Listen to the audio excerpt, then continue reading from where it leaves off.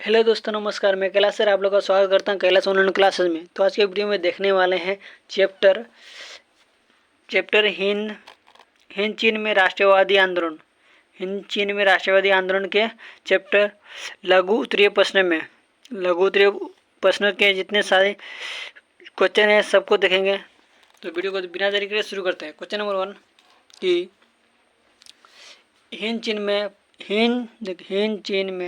हिंद चीन में फ्रांसीसी प्रसार का वर्णन करें। ये क्वेश्चन पूछा जाता है कि हिंद चीन में फ्रांसीसी प्रसार का वर्णन करें, तो उसका उत्तर लिखेंगे 17वीं शताब्दी तक बहुत से फ्रांसीसी व्यापारी पादरी हिंद चीन पहुंच गए थे।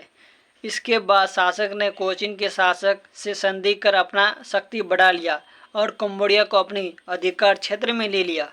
इसी तरह 20वीं शताब्दी में आरंभ तक फ्रांस ने धीरे धीरे संपूर्ण हिंद चीन को अपना अधिकार ले लिया। तो अब इसको कहने का अर्थ है कि 17वीं शताब्दी तक बहुत से फ्रांसीसी व्यापारी पादरी हिंद चीन पहुंच गए, मतलब बहुत सब लोग व्यापारी के माध्यम से हिंद चीन पहुंच गए। ठीक, इसके बाद फ्रांस ने कोचिन के शासक से संधि कर लिया। उसके बाद फ्रांस ने शासक से क्या कर लिया? संधि कर लिया, कर अपना शक्ति बढ़ा लिया। संधि करने के बाद अपना शक्ति वो बढ़ा लिया और कंबोडिया को अपनी अधिकार क्षेत्र में ले लिया। और कंबोडिया को क्या किया? अपनी अधिकार क्षेत्र में ले लिया। इसी तरह 20वीं शताब्दी के आरंभ तक फ्रांस ने धीरे धीरे संपूर्ण हिंद चीन को अपना अधिकार में ले लिया। इसके बाद धीरे धीरे 20वीं शताब्दी तक अपना अधिकार ले लिया। ठीक, अब देखेंगे क्वेश्चन नंबर 2 रासायनिक हथियारों एवं एजेंट ऑरेंज का वर्णन करें। ये क्वेश्चन भी पूछा था क्वेश्चन नंबर 2 में कि फ्रांसीसी हथियारों एवं एजेंट का वर्णन करें। तो अब पहले देखेंगे रासायनिक हथियार, उसके बाद देखेंगे एजेंट ऑरेंज। तो पहले देखेंगे रासायनिक हथियार। रासायनिक हथियार नापाक अग्नि बमों में गैसियों को मिलाकर तैयार कर एक मिश्रण है जो त्वचा को चिपक कर जलते रहता है। इसको समझेंगे। कहने का अर्थ है कि रासायनिक हथियार नापाक अग्नि और बमों में गैसियों को मिलाकर तैयार किया गया है। क्या क्या मिलाया है? अग्नि, बम, नापाक और गैस को मिलाकर तैयार किया गया है। तैयार करके एक मिश्रण को तैयार किया गया है। ठीक, जो त्वचा से चिपक कर जलते रहता है। वो क्या करता है? तो त्वचा में चिपकने के बाद जल जाता है। ठीक, आप देखेंगे एजेंट ऑरेंज को।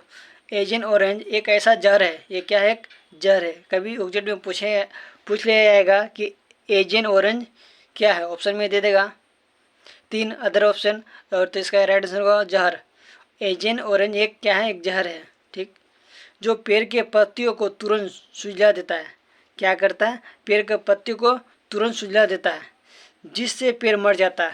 क्या हो जाता है? जिससे पेड़ मर जाता है। ठीक, तथा पूरा का पूरा जंगल साफ हो जाता है। क्या हो जाता है? पूरा का पूरा जंगल साफ हो जाता है। अब देखेंगे क्वेश्चन नंबर 3। क्वेश्चन 3, हो ची मिन्ह के विश्व को संक्षिप्त में लिखे। किस में लिखने वाला है? हो ची मिन्ह के विश्व के संक्षिप्त को लिखे। उत्तर, हो ची मिन्ह 1917 ईस्वी को पेरिस से साम्यवादी का एक जुट बनाया। साम्यवादी से प्रेरित होकर उसने 1925 में वियतनामी क्रांति दल का गठन किया। अंत में उन्होंने वियतनाम के सभी गुटों को एकजुट कर वियतनाम कम्युनिस्ट पार्टी की स्थापना की, जो पूर्णतः उग्र विचारों पर चलने वाला एक पार्टी था। तो आप इसको समझेंगे कि हो ची मिन्ह 1917 ईस्वी को पेरिस से साम्यवादी का एक जुट बनाया। पेरिस का कब जुट बनाया? 1917 में। ठीक, साम्यवादी से प्रेरित होकर उसने 1925 में वियतनाम क्रांति दल का गठन किया। पूछेगा कि ऑब्जेक्टिव में कि वियतनामी क्रांति दल ये कब गठित किया? 1925 में। ठीक, अंत में इन्होंने वियतनाम के सभी गुटों को एकजुट कर वियतनाम कम्युनिस्ट पार्टी की स्थापना की। वियतनाम ने कम्युनिस्ट पार्टी की स्थापना किया, जो पूर्णतः उग्र विचारों पर चलने वाला एक पार्टी था। किसके विचारों पर? उग्रवादी के विचारों पर चलने वाला एक पार्टी था। ठीक, आप देखेंगे क्वेश्चन नंबर 4 में कि हो ची मिन्ह मार्ग क्या है बतावे। हो ची मिन्ह का मार्ग क्या है बतावे। तो इसको देखेंगे उत्तर, हो ची मिन्ह हनोई से आरंभ होकर दक्षिण वियतनाम तक जाने वाला मार्ग है। कहाँ से कहाँ तक?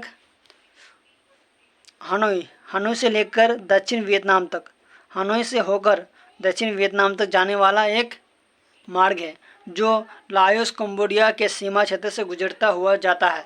ठीक, अमेरिका कई बार इस मार्ग से क्षतिग्रस्त कर चुका था, लेकिन वियतनाम इसे तुरंत ही मरम्मत कर लेता था। अब इसको कहने का अर्थ है कि हो ची मिन्ह हनोई से लेकर दक्षिण वियतनाम तक जाने का एक क्या है? मार्ग। मार्ग में क्या होता है? रास्ता है। कहाँ से कहा था? हनोई से लेकर दक्षिण वियतनाम तक जाने का एक रास्ता है। ठीक, जो लाओस और कंबोडिया के सीमा क्षेत्र से गुजरता हुआ जाता है। कहाँ से?